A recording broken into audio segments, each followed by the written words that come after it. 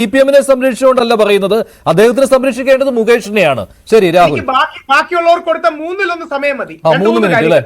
പറഞ്ഞോളൂ. 1 മതി, 2 മിനിറ്റ് മതി. അതായത് മുകേഷും അദ്ദേഹത്തിന്റെ ഭാര്യയും തമ്മിൽ പ്രശ്നങ്ങൾ കാണാം, അവർ അങ്ങോട്ടും ഇങ്ങോട്ടും. ഞാൻ വീണ മാഡത്തിന്റെ ഇന്റർവ്യൂ കാണുകയും ചെയ്തു, വായിക്കുകയും ചെയ്തു. അതുകൊണ്ട് വേറൊരു കേസിൽ പുള്ളിയെ പെടുത്തണോ? മുകേഷ് ഏതെങ്കിലും രീതിയിൽ വേറെ കാര്യത്തിൽ തെറ്റ് ചെയ്ത് കാണാം, എനിക്കറിയില്ല. പക്ഷേ അതിന്റെ പേരിൽ പുള്ളി എന്നാ വേറൊരു കേസിൽ പെടുത്താന്ന് പറയുന്നത് എന്ത് തരം നീതിബോധമാണ്? ആരാണ് പെടുത്തുന്നത് രാഹുൽ? ആരാണ് പെടുത്തുന്നത്? മുകേഷിനെ കുറിച്ച് ബാക്കി ആരോപണങ്ങൾ കേട്ടില്ലേ? പുള്ളി ഭാര്യയോട് ചെയ്തു, ഭാര്യ വീട്ടിലുള്ളപ്പം വേറെ സ്ത്രീകളെ കൊണ്ടുവന്ന് രതി ചെയ്തു എന്ന് ചെയ്ത് കാണാൻ കാണില്ലായിരിക്കും, എനിക്കറിയില്ല. പക്ഷെ അതുകൊണ്ട് മുകേഷിനെ വേറൊരു റേപ്പ് കേസിൽ പെടുത്തണോ?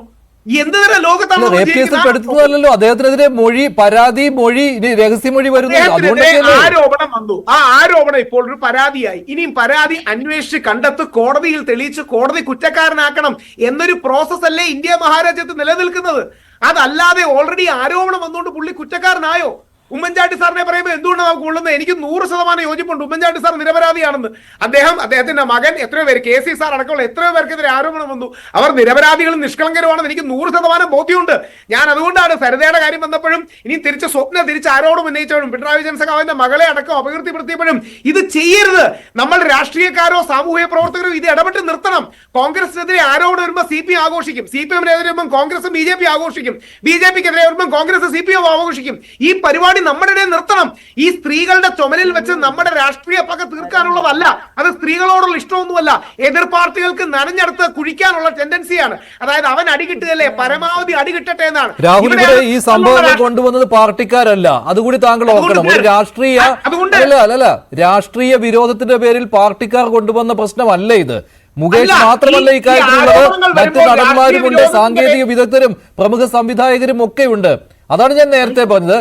പരാതി ഉന്നയിക്കാൻ വേദിയില്ലാതിരുന്ന ഒരു കൂട്ടം സ്ത്രീകൾ അവർ ഈ പോരാട്ടത്തിന് മുന്നോട്ട് ഇറങ്ങി വന്നതാണ്. എന്തുകൊണ്ടാണ് അവർക്കൊപ്പം നിൽക്കാൻ താങ്കൾക്ക് കഴിയാതെ വരുന്നത്? ഒരു സെക്കൻഡ് ശ്രീ മഞ്ജുഷ്, ഞാനും താങ്കളും കൂടെ തന്നെ ഈ കഴിഞ്ഞ 8 മാസത്തിനുള്ളിൽ ഒരു പ്രൊഡ്യൂസറിനെ, ഒരു ഡയറക്ടറെ ഒന്ന് പറഞ്ഞോട്ടെ, വ്യാജ പരാതിയുടെ കേസ് കണ്ടില്ലേ? ആ പ്രൊഡ്യൂസർക്ക് അനുകൂലമായ അവസാനം കോടതി വിധിച്ചില്ലേ? ആ ഡയറക്ടർക്ക് തന്റെ നിരപരാധിത്വം തെളിയിച്ച് കോടതിയിൽ നിന്ന് ജാമ്യം അടക്കമുള്ള കാര്യങ്ങൾ കിട്ടിയില്ലേ? എത്ര വ്യാജ കേസുകളൊന്നും ഇത് പണ്ടത്തെ കാലമൊന്നുമല്ല. കഴിഞ്ഞ 8 മാസങ്ങളിൽ പ്രമുഖനായ ഒരു പ്രൊഡ്യൂസർക്കും പ്രമുഖനായ ഒരു ഡയറക്ടർക്കും തങ്ങൾക്ക് റോള് തരാത്തത് കൊണ്ട്, സിനിമയിൽ അഭിനയിക്കാൻ അവസരം തരാത്തത് കൊണ്ട് റേപ്പ് ചെയ്തു, പ്രീരീഡ്സ് ആയിരിക്കും എന്റെ വയറ്റ് ചവിട്ടി തുടങ്ങിയ കാര്യങ്ങൾ ആരോപണം ഉന്നയിച്ചത് പച്ച കള്ളം പോലെ തകർന്നു വീഴുക. ഇനി നടിയെ ആക്രമിച്ച കേസിന്റെ കാര്യങ്ങളൂടെ പറയാം. എത്ര ദിവസം നമ്മൾ കാവ്യാമാധവനാണ് ആ പിന്നിലുള്ള ആളെന്നും കാവ്യാമാധവന്റെ അമ്മയാണ് ഇത് ചെയ്തതെന്നും അടക്കം നമ്മൾ ചർച്ച ചെയ്തു. എന്തൊക്കെ കള്ളം പറഞ്ഞു. 50 ലക്ഷം രൂപ ഒരാൾക്ക് കൊടുത്തു. വേങ്ങരയിലെ ഒരു പ്രധാനപ്പെട്ട നേതാവിനെ പോയി. ദാവൂദ് ഇബ്രാഹിമിന്റെ ബന്ധമുണ്ട്. നമുക്ക് ഈ ആൾക്കാരോട് ഇങ്ങനെ പറയുമ്പോൾ നമുക്കൊരു എന്താ പറയുക, നമുക്കൊരു ധാർമ്മികത വേണ്ടേ? നമുക്കൊരു ഇൻട്രോസ്പെക്ഷൻ വേണ്ടേ?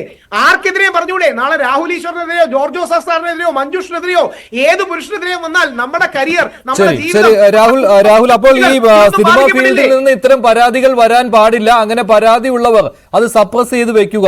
ആ ഒരു നിലപാടാണ് താങ്കൾ സ്വീകരിച്ചു വരുന്നത്. കോടതി വിധിക്കുക, കോടതിയുടെ ഉത്തരവ് വരട്ടെ. രാഹുൽ, ഒരു കാര്യം മനസ്സിലാക്കണം.